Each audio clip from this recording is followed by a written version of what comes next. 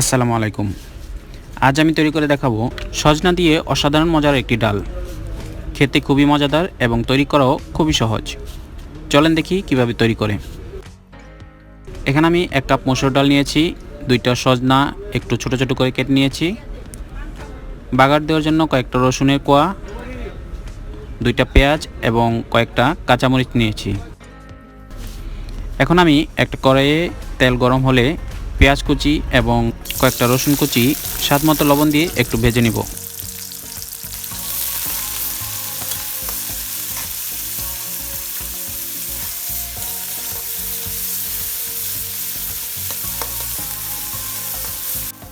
এখন আমি ডালগুলো দিয়ে দিব।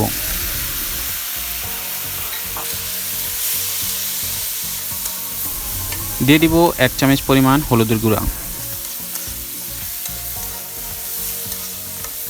একটু নেড়েচেড়ে এর মধ্যে আমি 2 কাপ পরিমাণের পানি দিয়ে দিব।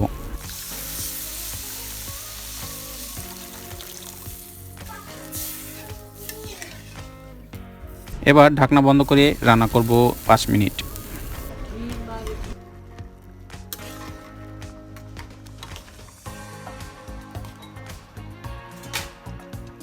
এখন আমি এর মধ্যে সজনাগুলো দিয়ে দিব এবং ঢাকনা বন্ধ করে আরও 5-7 মিনিট রান্না করব।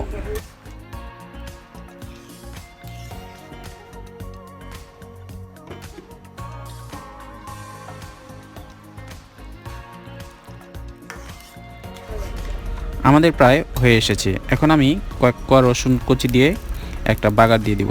আপনারা চাইলে এর মধ্যে জিরা এবং পেঁয়াজ কুচিও দিতে পারেন, তবে আমি দিচ্ছি না।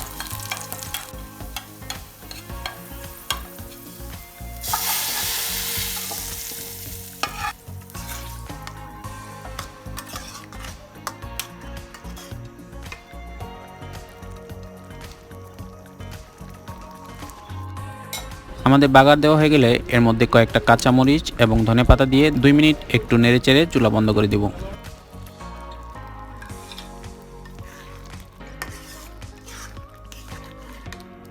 তো আমাদের হয়ে গেল দারুণ মজাদার সজনা দিয়ে মসুর ডাল। আজ এ পর্যন্তই, দেখা হবে অন্য কোনো রেসিপি নিয়ে। সে পর্যন্ত ভালো থাকবেন, সুস্থ থাকবেন, সেফ থাকবেন। আল্লাহ হাফেজ।